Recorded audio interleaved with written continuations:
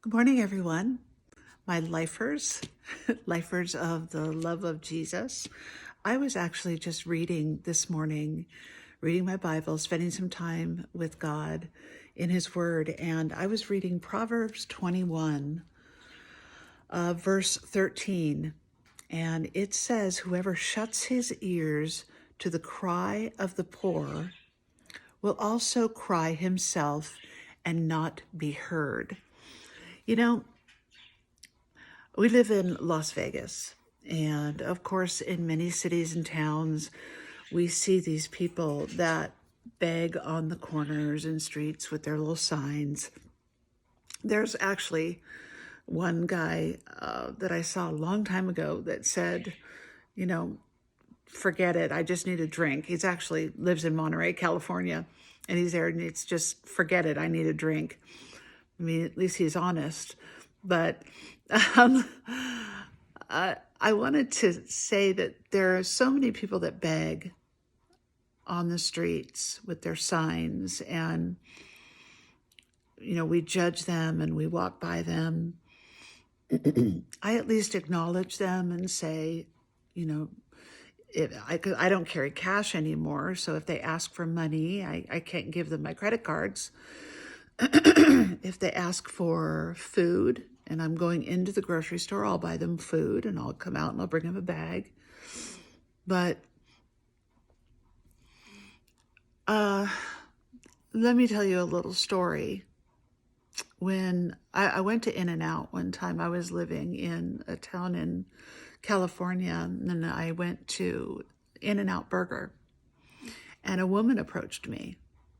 And she said, "Oh, can you help me? I just need some cash, and I have young children, and we're so hungry, and we need food." And I said, "I'll buy you food. I'm going in, and how much food do you need? I'll buy you food." I had no problem with buying the whole family food. And she said, "No, we just need some money, and because we need to buy groceries and all of that." And I said, "Well, that I can't help you with. I'm so sorry.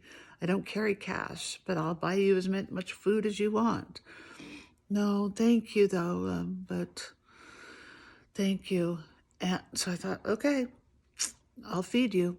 But so I walked in, I got my In-N-Out, I sat in my car, ate my food, and then I went to the very next parking lot, and which is a gas station. And I was pumping gas, and I saw this woman walk from In-N-Out Burger to the gas station where a very fancy Cadillac was waiting. And she got in the Cadillac with this man. And I thought, oh, wow.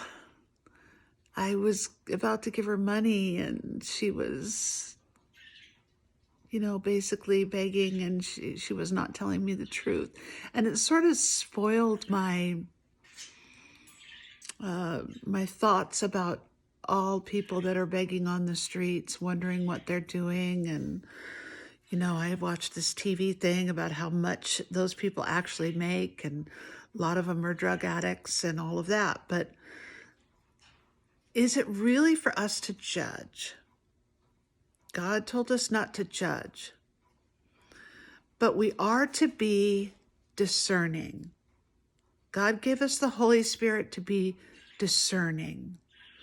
So there are some people out there that do need food and do need money, not for drugs. I can tell you that long time ago, when I was in Los Angeles, when I was in the wilderness, I reached a point where I was like, oh, I can't feed my son. I have no money for rent. Which corner can I stand on? I came that close. And of course, I didn't have to reach that point because God provided for me. But I reached that point where I was like, which corner can I stand on? And, I was one of those that I was like, oh, I was so close. It was a really tough time for me. And I wasn't a drug addict, and I wasn't an alcoholic. I just needed money for rent, to provide a roof over my head for my child.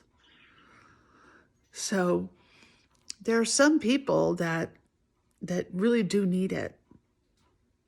But we have the Holy Spirit to be able to discern those things. We can't judge. There's a very fine line between judgment, and discernment. So remember that. Use the Holy Spirit to discern, and don't judge people. So what are ways that we can not shut our ears to the cry of the poor? Jesus said he wants us to feed the poor. He wants us to give water to the poor, because when we do that, we're giving water and food to him. So what are ways that we can do that? We can use the discernment of the Holy Spirit for the people that are on the street.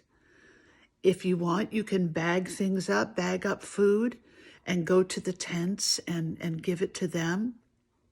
Never go alone. Always go with a partner.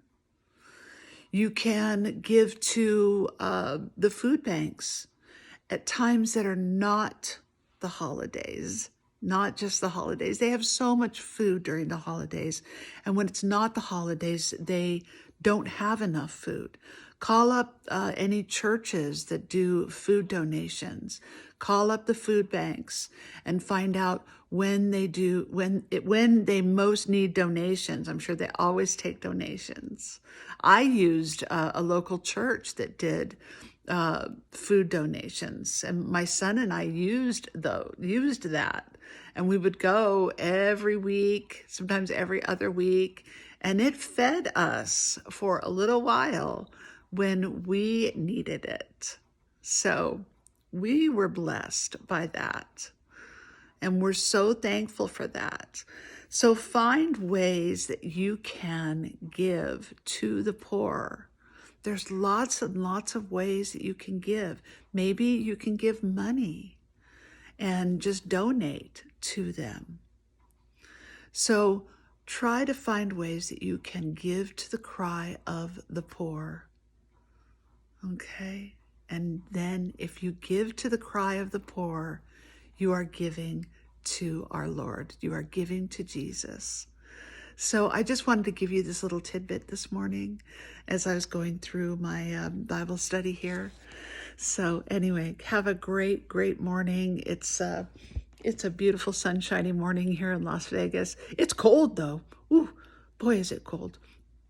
So anyway, I had a great night's sleep last night. God answered my prayers. I have not been sleeping. I've had just terrible insomnia, but God gave me a great night's sleep last night. So anyway, I love you all, and I will see you soon on the next video with our next tidbit. Okay, bye.